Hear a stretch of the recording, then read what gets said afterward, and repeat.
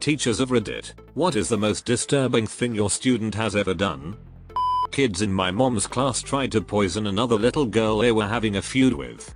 They tampered with her snack and put things like sharp staples and hand sanitizer in it. They also put pencil lead in thinking it would harm her. Obviously ultimately harmless, but the intent was there. I'm glad one of the little boys involved came up to my mom and let her know what the plan was out of guilt. They are in 4th grade, old enough to know better, and to know what eating harmful things can do to a person. Recently had one of my students tell a pregnant teacher that he wanted to punch her in the stomach. Another student said, "You can't do that, she's pregnant." The first student then said, "That's the point, these are 5th graders." This is also in a school that rarely has behavior problems, so this was quite a shock. Was teaching 7th grade and it was the 2nd week of the year. I noticed some kind of stress in one of my students. Then at one point he erupted.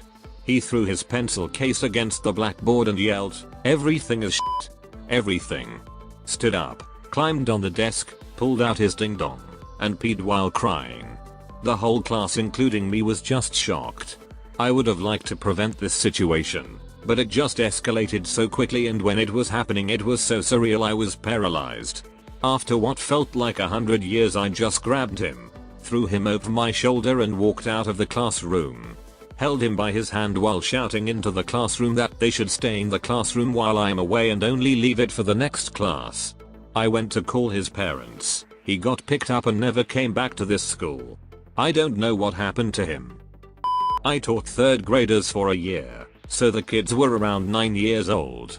It was a couple of days before summer holidays and I asked the kids what they were going to do during summer. I got to this one girl and asked her what she was going to do, and she happily announced she was going to Germany with her sister and parents. I asked her what she was going to do in Germany and she said she was going to ask people if they have €1.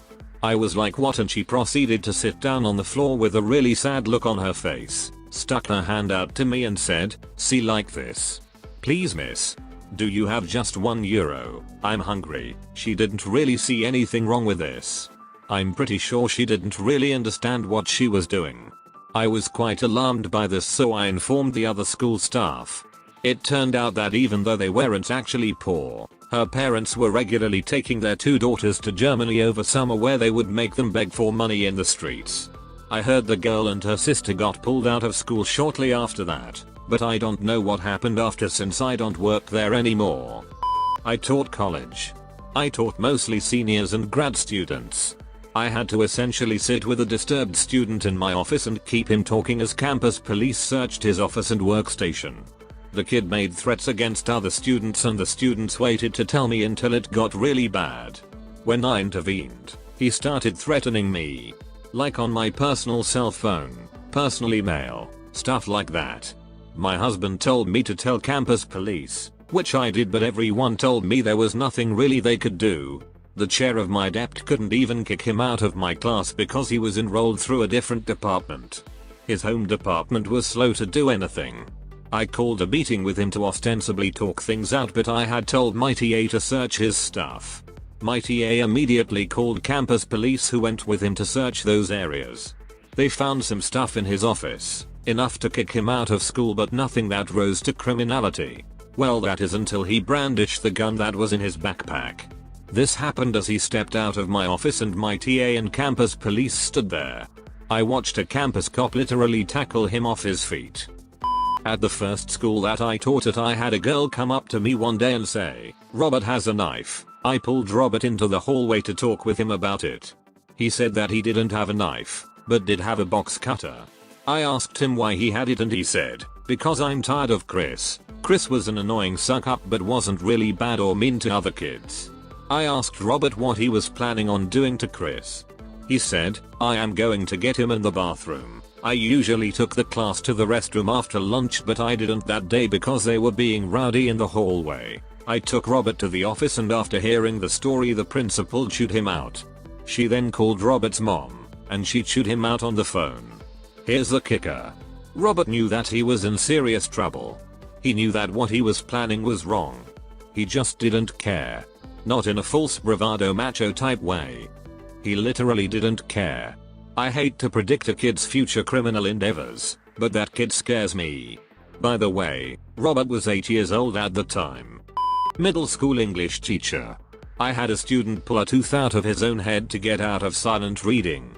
It was a baby tooth, thank God, but according to mom it was not loose. He just sat at his desk and grabbed it and yanked it back and forth and popped it out and came up to the desk bleeding all over himself and said he wasn't able to read anymore, so could he just put his head down. He was sent to the nurse and mom was horrified.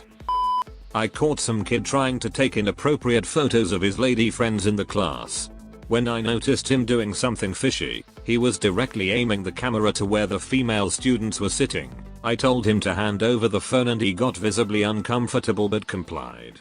I handed it over to his form tutor, who was a lady, and explained the situation. I figured if there were any photos of female students it wouldn't be okay for me to see it. First sweep through his documents didn't reveal anything, but luckily I thought of suggesting her to check the hidden category and I'm told everything was in there. School took disciplinary action as a result. I was a preschool teacher at the time. I was doing group time, singing songs, reading a book, and all the kids were sitting on the floor. One left to blow her nose. She came back, walked through the crowd of kids to get back to her spot, grabbed a quiet girl's hair, and kept walking. My assistant thought it was a mistake, but the girl kept walking. She even bent at the knees and yanked while the poor long-haired girl screamed. That girl had no remorse and would be so unpredictable. She would look in your eyes, but right through them. It was a stressful year. I used to teach at an alternative high school. So a lot of my students were kids on probation, kids from areas with a lot of gang violence. Many of them had issues related to the fact that they were born drug addicted. That kind of thing. I had a student who I had worked hard with to build a good rapport. One Friday, he looked me in the eyes and told me, completely calmly, that I shouldn't come to work on Monday. He kept telling me that he didn't want me to be there Monday. When I finally pressed him for why I should not come to work Monday, he told me that he was going to blow this up. I said, you know I need to report this, right? He told me to do what I had to do. He was arrested right out of my classroom and I had to be interviewed by the police. It was honestly really traumatic. I ended up calling out Monday, even though I knew nothing was going to happen because my anxiety went through the roof. I called out a lot after that and found a new job shortly after. But I still have a great deal of compassion for that student. I think about him often. I hope he's okay. I teach 4-year-olds part-time, which means I usually do art and recreation in the afternoons. There's this girl in my class, let's call her Mary, who is a tiny terror that frequently runs around making other kids cry. Her moves are very calculated: a hair pull, kicking a toy over, snatching art. She waits until the other child is crying before she relents. She never wants the toy, just the reaction. On the other hand, this boy, Jim, is her polar opposite and often the voice of reason in my class. He's a gentle giant, the biggest kid in preschool. He shares happily, is kind during playtime, and is probably the most thoughtful human I've ever met. Well, one day during outside time, Mary kept targeting Jim. He was pretty good-natured the whole time. She would snatch a shovel from him and he would respond kindly by saying, "It's okay, you can have it, toys are for sharing," stuff like that. Sidebar: remember those giant red and yellow cars that kids sit in and pedal with their feet? The yard has 5 for the kids to share. Mary was leaning against a wall, and Jim pushing one of those cars. The kids like running around with them, so that was normal.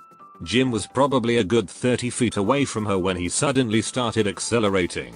He was aimed like a homing missile, pointing straight at poor clueless Mary. Genuinely believed he would turn away at the last minute or stop.